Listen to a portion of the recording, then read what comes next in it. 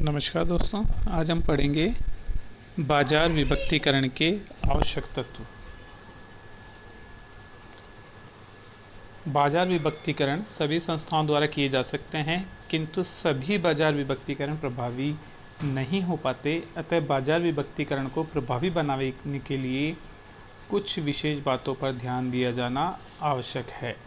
जो हैं मतलब वे बातें, ये आवश्यक नहीं है कि सभी बाजारों का विभक्तीकरण किया जाए, किंतु किया सबका जा सकता है। और बिना सोच विचारे यदि हम बाजार विभक्तीकरण कर देते हैं तो वो प्रभावी नहीं हो पाते। इसलिए प्रभावी बाजार विभक्तीकरण के लिए जो आवश्यक बातें हैं, बाजार विभक्तीकरण से पूर्व उनको ध्यान में रखना आवश्यक है। यहाँ पहला है मापन योग्य।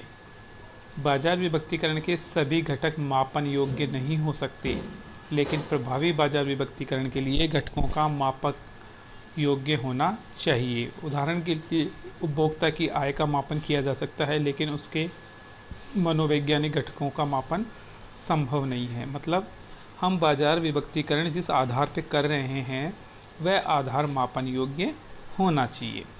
बाजार खंडों तक सुगम पहुंच प्रभावी बाजार विभक्तीकरण के लिए आवश्यक है कि विपणनकर्ता न्यूनतम खर्च पर बाजार खंडों तक पहुंच सके। वितरण माध्यम तथा विज्ञापन एवं विक्रय संवर्धन के साधनों की पहुंच भी बाजार खंडों तक सुगमतापूर्वक हो जानी चाहिए। यदि हमने बाजार खंडों को विभाजित तो कर दिया, बाजार को पूरे को खंडों में विभाजित तो कर दिया, परंतु वहां तक हमारे विपणन प्रक्रिया की पहुँच नहीं है तो वो प्रभावी नहीं हो पाएगा। इसलिए बाजार खंड वो ही बनाए जाने चाहिए जहां आसानी से पहुंचा जा सके। बाजार खंडों का उचित आकार। प्रत्येक बाजार खंड का आकार न तो इतना बड़ा हो कि उस पर ध्यान न दिया जा सके, न इतना छोटा होना चाहिए कि विपणन प्रयास संस्था के लिए लाभ का सौदा न हो। अतः बाजार खंडों का आकार उचित होना चाहिए। मतलब हमारे प्रोडक्ट या ग्राहकों की समूह संख्या के आधार पर या एक भौगोलिक क्षेत्र के आधार पर बाजार खंडों को उचित आकार में विभाजित किया जाना चाहिए। विभेद योग्यता। बाजार खंड में विभेद योग्यता होनी चाहिए, अर्थात बाजार का प्रत्येक खंड दूसरे खंड से अलग एवं पहचानने योग्य होना चाहिए। यदि ऐसा नहीं होगा तो बाजार विभक्तीकरण प्रभावशाली नहीं हो पाएंगे तथा बाजार विभक्तीकरण का कोई अर्थ भी नहीं रह जाएगा। हम बाजार को जितने खंडों में बांट रहे हैं, प्रत्येक में अलग अलग भिन्नता या योग्यता होनी चाहिए। यदि ऐसा नहीं है तो बाजार खंड का विभक्तीकरण का कोई अर्थ नहीं रहता। व्यवहारिक तात्पर्य है, बाजार खंडों का व्यवहारिक होना इस बात पर निर्भर करता है कि बाजार खंडों के लिए विपणन कार्यक्रम बनाना और उसको क्रियान्वित करना संभव होना चाहिए। यदि किसी कारणवश विपणन कार्यक्रम को क्रियान्वित करना संभव नहीं हो तो बाजार विभक्तीकरण का कोई अर्थ नहीं होगा। व्यवहारिक से तात्पर्य है कि हमने जो बाजारों के खंड किए हैं वो वास्तव में व्यवहारिक होने चाहिए।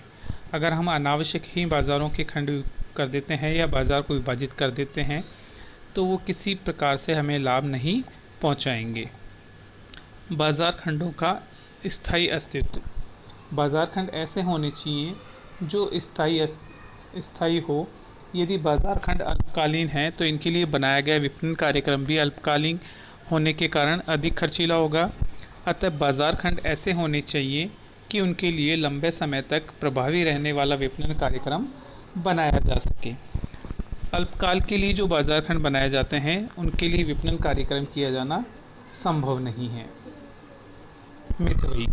विपणन प्रबंधकों द्वारा ऐसे बाज़ार खंडों का निर्माण किया जाना चाहिए जिनमें विपणन कार्यक्रम मितव्ययितापूर्ण तरीके से संचालित किया जा सके।